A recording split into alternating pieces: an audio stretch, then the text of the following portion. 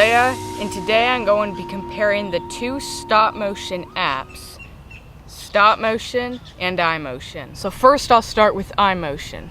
iMotion is the app I use in all of my stop motion tutorial videos. This app has been great for me, and I'm going to go ahead and run through all of its features.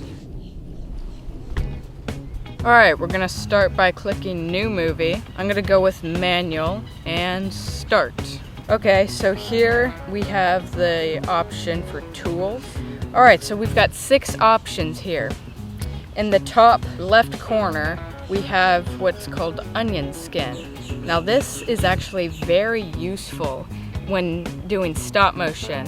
So when your camera is set up, you take a picture, onion skin is on. You see that the picture you just taken is transparent to what the camera is seeing now.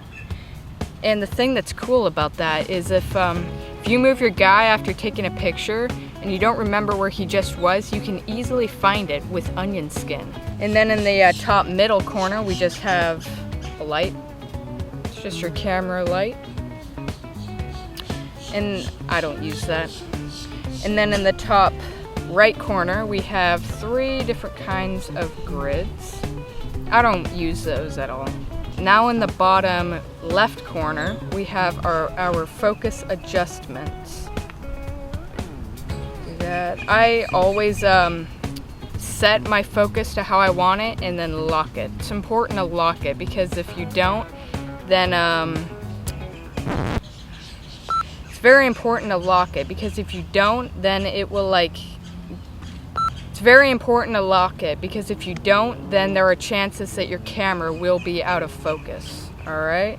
And then in the bottom middle, we have our brightness adjustments. Now I normally don't mess with this setting. The only thing I do is leave it how it's already set and then just lock it. It's important to lock it because if you don't lock it, then you'll have flickering in your stop motion.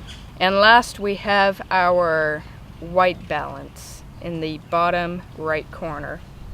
This is important to lock because if you don't, it actually gives a form of flickering as well. Okay, 6 different tools that are very useful and helpful to use. Now I'm going to go ahead and show you how to export this footage to your photo library. We're going to go ahead and hit stop. You can set your frame rate to however you want to be. The reason why it's so jittery like this, it's because we only did 2 pictures. Now to continue with exporting it, you just click in the very bottom right corner, export, photo library, and then you're done. I'm going to go ahead and let my pal explain to you how to export the footage from your phone to your computer. Go ahead and tell them. Alright, so there are actually 2 ways you can do it. After having your video exported to your photo library, you can airdrop it. Now you have to have Bluetooth and your Wi-Fi on to airdrop it, but it doesn't call for any internet. It just works, I'm assuming, by Bluetooth. Just Isaiah's MacBook Pro, airdrop. Alright, and that's one way. Now the other way you can do it is by hooking up a iPhone charger to your computer, plugging it in, and then in my program, coming over to the import media. Alright, and I believe this is the footage right here I need. Just hit import selected, and I'm done. So it works just as simple like that. Alright, now I'm going to show you all the options with the stop motion app, Stop Motion. Alright, here we are in stop motion. I'm going to go ahead and click New Movie. Click in the top right corner. Tap here to add some pictures. Do that. Alright, here we are. Now this program has a number of different options. I'm going to go ahead and start by clicking that M button right there. Here we have 4 different settings that you can pick and choose. Now I think I would use the tap to set and lock focus with manual exposure. So what I would do is I would set my exposure to how I want it to be and then leave it. This would be, I think, the best option.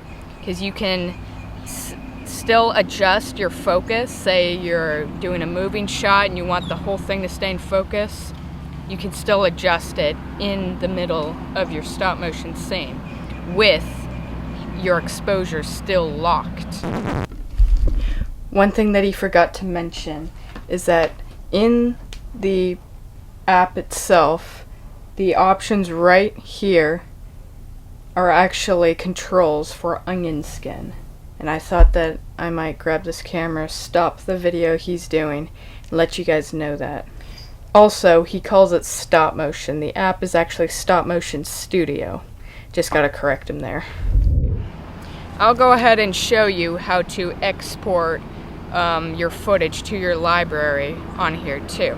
Go back, click the button in the bottom, export movie, and here we have it, save video. And the way to get the footage from your phone to your computer is just the same method that was explained earlier. I am switching from iMotion to stop motion. The quality difference between the stop motion itself, I'd say they're about the same. There's no difference really. The difference that there is that you've got better and more options on stop motion than you do on iMotion. So I'm making a switch. Whoa, I'm in a cool looking tree. Well guys, this video's coming to an end. Please like, comment, subscribe if you don't want to miss out on any new videos. Thanks for watching. Goodbye.